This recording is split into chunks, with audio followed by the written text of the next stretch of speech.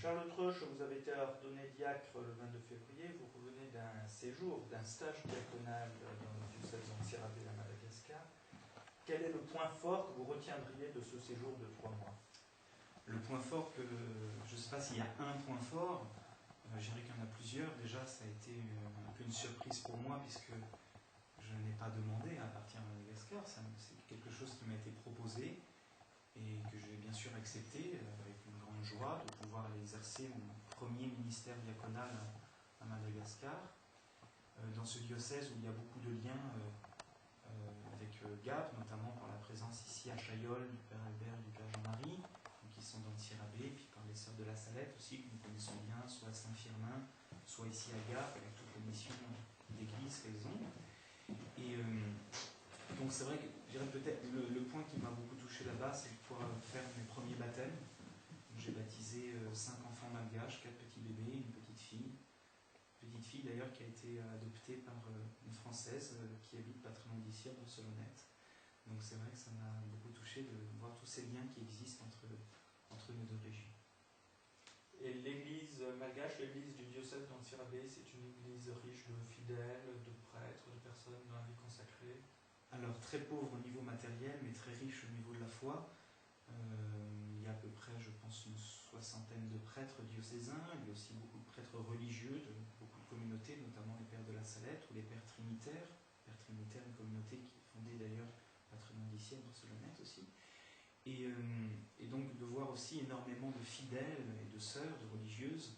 Et tous ces fidèles, par exemple, plus de 5000 personnes dans chaque église le dimanche à la messe, entre 300 et 600 personnes dans chaque église le matin en messe de semaine.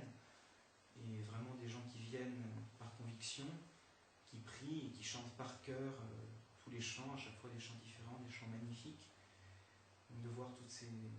C'est vraiment réconfortant de voir cette motivation, de voir que les gens sont motivés à se lever tôt, puisque la messe est à 6h ou 7h le matin.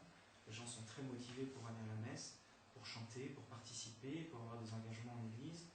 Donc je me dis que c'est aussi, si c'est possible là-bas, c'est possible partout, ailleurs, et chez nous aussi.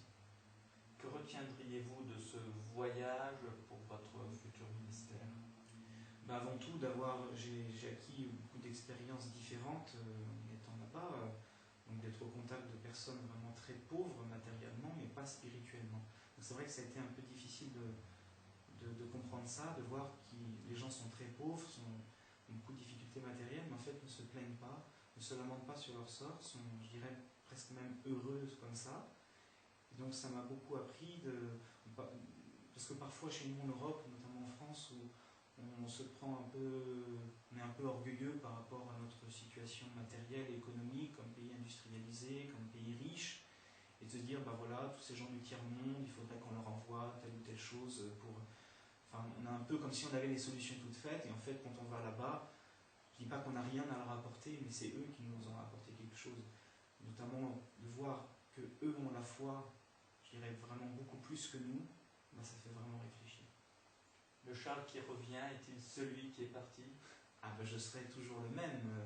Je serai toujours ce que je suis.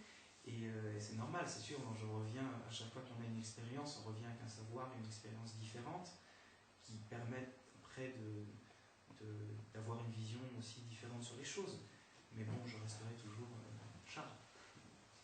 Le fidèle de paroisse parisienne, actuellement diacre pour le diocèse de Gap, en passant par Madagascar, futur prêtre, comment analysez-vous ce parcours en quelques mots?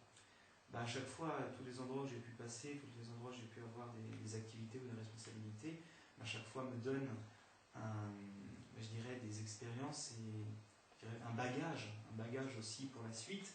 C'est vrai que là, jusqu'à maintenant, je ne savais pas vraiment comment répondre et être confronté avec les personnes pauvres.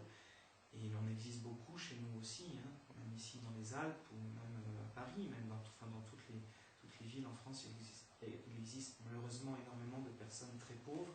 Et c'est vrai que là, d'avoir été dans le tiers-monde, vraiment dans un pays très très très très pauvre, ça m'a permis d'être plus proche de ces gens, d'être vraiment présent, de les écouter, de les accueillir et de les aider. Donc c'est vrai que ça va m'aider aussi pour ici, pour les missions que je pourrais recevoir, et si un jour je suis confronté à telle ou telle difficulté ou telle pauvreté, ça me permettra d'avoir un regard différent. Merci Charles Troche d'avoir venu répondre aux questions de RCF Hautes-Alpes.